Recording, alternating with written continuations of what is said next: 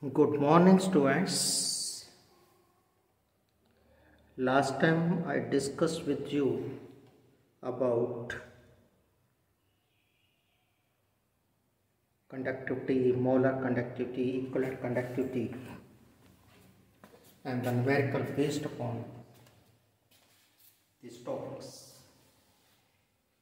And during the discussion, factors affecting the molar equivalent conductivity on dilution, molar conductivity and equivalent conductivity increases. And at infinite dilution, the value is maximum. It may be strong electrolyte or weak electrolyte.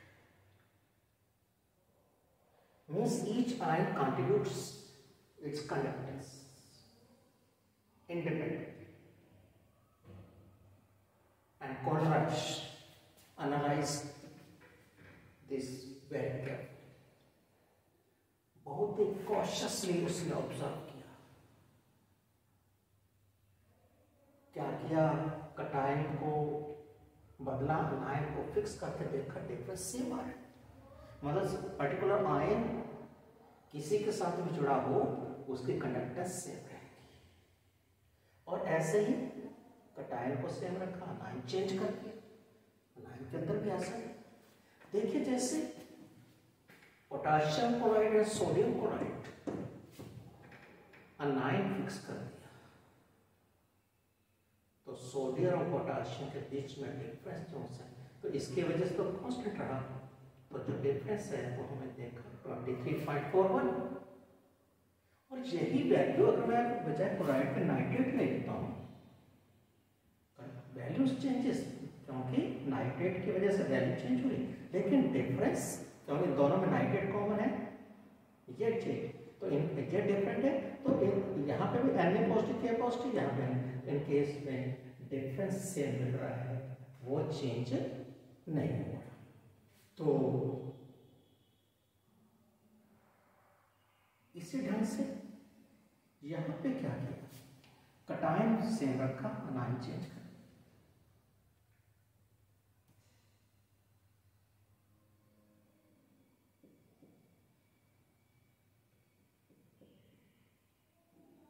तो chloride और bromide के बीच में difference कितना है? 2.06. और यहाँ पे sodium chloride और सोडियम ब्रोमाइड कटायन फिक्स किया, तब भी डिफरेंस. यहाँ से पता चला हर आयन की अपनी एक फिक्स्ड वैल्यू है. कब? At infinite dilution. तो इसी के बेस पे कोलरिज ने एक लॉ दिया, कई नाम से आपको जाना जाता है. Coleridge law of independent migration of ion, Coleridge law of mobility of ions. और इस ढंग से क्या मिलते जुलते टर्म्स है. स्टेटमेंट क्या है? सिंप्लीफाइड लैंग्वेज क्या है? The limiting polar conductivity of an electrolyte is the sum of ionic conductances obtained by ionisation of one formula unit of electrolyte. एक फार्मूला यूनिट इलेक्ट्रोलाइट को आयनाइज करने पर जितने जितने आयन बनते हैं, उसके बाद उनके आयनिक कंडक्टेंस, उनको जितने से मल्टीप्लाई करेंगे वही उसकी मोलर कंडक्टिविटी होगी eight infinite. Suppose EX BY is an electrolyte, तो कैसे टूटेगा? XA Y positive cross multiply होता है, प्लस Y भी X नेगेटिव, तो क्या बना? Lambda 0 EX BY X time किसकी? आयन कंडक्टेंस दे. ये नोटेशन मोलर या इक्विवेलेंट कंडक्टेंस के लिए है. ये किसके लिए है? आयनिक कंडक्टेंस के लिए. बोलते इसको भी लैम्डा, बोलते इसको भी लैम्डा. दोनों के लिए लैम्डा ये वर्ड यूज होता है. X into lambda 0 A by positive और Y times lambda BX negative. Practically देखते हैं कैसे. सोडियम हाइड्रोक्साइड कैसे टूटा? Na positive H negative. अभी लैम्डा लिमिटिंग वर्क का sodium hydroxide is equal to ionic conductance of sodium ion plus hydroxide. Magnesium chloride कैसे टूट रहा है? Magnesium ion 2 chloride ion, one formula unit of magnesium chloride. तो क्या हुआ? Lambda 0 magnesium chloride is equal to lambda 0 magnesium 2 positive 2 into lambda zero CL negative. आपको CL negative value को 2 से आपको मल्टीप्लाई करना होगा न्यूमेरिकल के अंदर कर दिया जाए तो।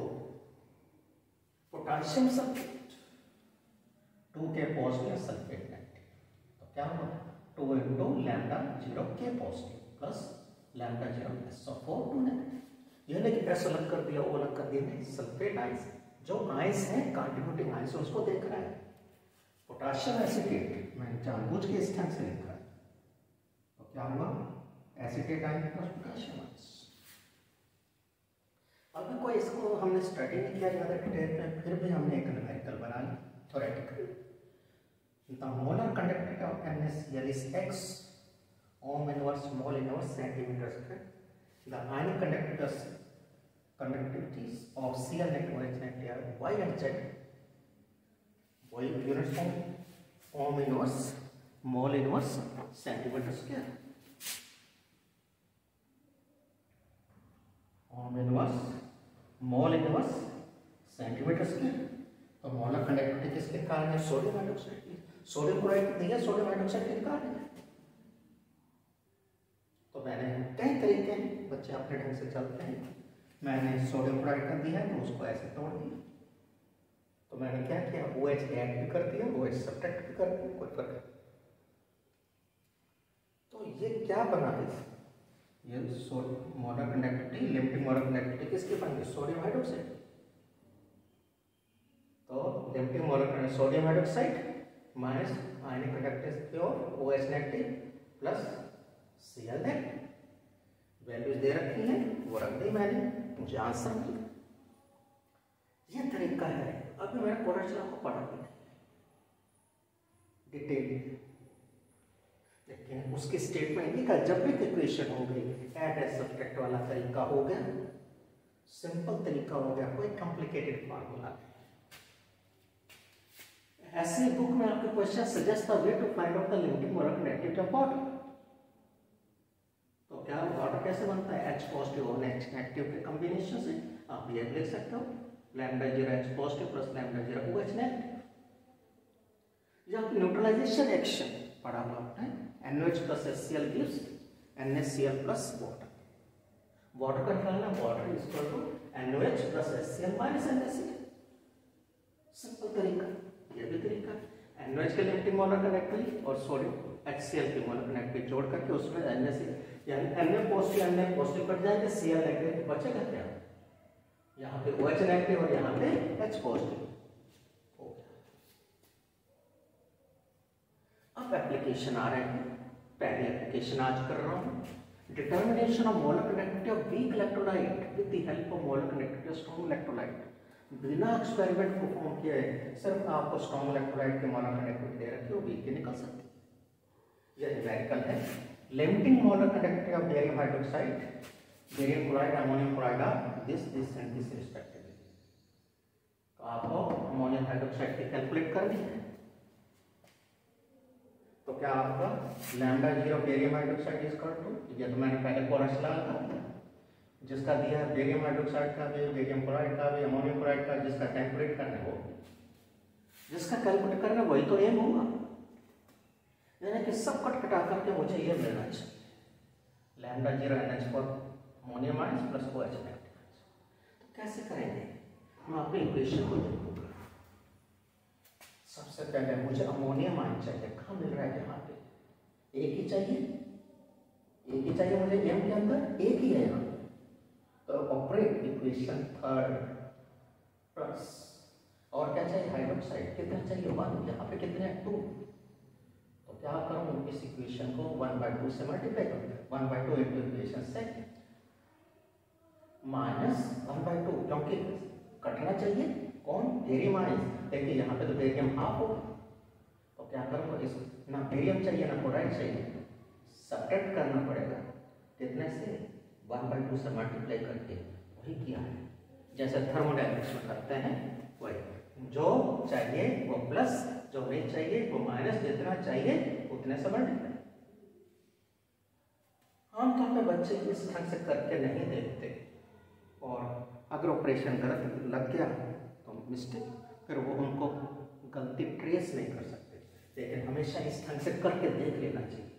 जैसे मैं इक्वेशन 1 है तो ammonium ions and chloride ions, अब इसको कितने से क्या पढ़ 1/2 से मल्टीप्लाई 1/2 बेरियम आइंस 1/2 से कर दे तो ये एक ही रह जाएगा हाइड्रोक्साइड। फिर ये माइनस क्या है 1/2 से, तो ये 1/2 बेरियम आइंस माइनस CN, तो क्या देखा क्लोराइड आइंस कट के बेरियम आइंस कट के क्या बचा अमोनियम हाइड्रोक्साइड, तो बड़ा दिया। अब जो वैल्यूज दे रखे हैं वो मैंने पुट कर दी, रीअरेंज करके मुझे आंसर मिल गया। इसी ढंग से एक और न्यूमेरिकल कर रहा हूं, calculate molar ionic conductance of aluminium ions eight infinite distance, यानी कि लिमिटिंग आयनिक कंडक्टिविटी याद है वो कैलकुलेट करनी है। क्या दिया है limiting molar conductive molar aluminium sulphate के दे रखे हैं, सल्फेट आयंस के दे रखे हैं, अल्युमिनियम आयंस है सल्फेट आयन के दे रखी है, अल्युमिनियम आयन के दे रखी है। तो अल्युमिनियम सल्फेट का हमने पता है किस ढंग से कितने अल्युमिनियम आएगा देगा 2 into lambda 0 aluminium 3 positive, sulphate ion कितने देगा 3 जिसमें फाइंड आउट किसको करना है अल्युमिनियम आयन को, इसको मैंने किधर शिफ्ट कर दिया, तो 2 into aluminium 3 positive aluminium sulphate minus 3 into sulphate है, और अब क्या क्या इसको 1/2 से मल्टीप्लाई कर वैल्यू रख दी, हमें आंसर दिख गया। इस ढंग से हमने ये पहली एप्लीकेशन की है कोलर्स लॉ की। We can find out the ionic conductances and we can find out the molar conductivity of weak electrolyte with the help of strong electrolytes. Book में कुछ और भी न्यूमेरिकल्स हैं, खुद ट्राई करेंगे तब क्लियर होगा। नेक्स्ट टाइम आपको second and third application Kohlrausch's law के बताएंगे कि किस ढंग से degree of dissociation and dissociation constant निकालते हैं और सॉल्युबिलिटी निकालते हैं। आप इसको थॉरली मास्टर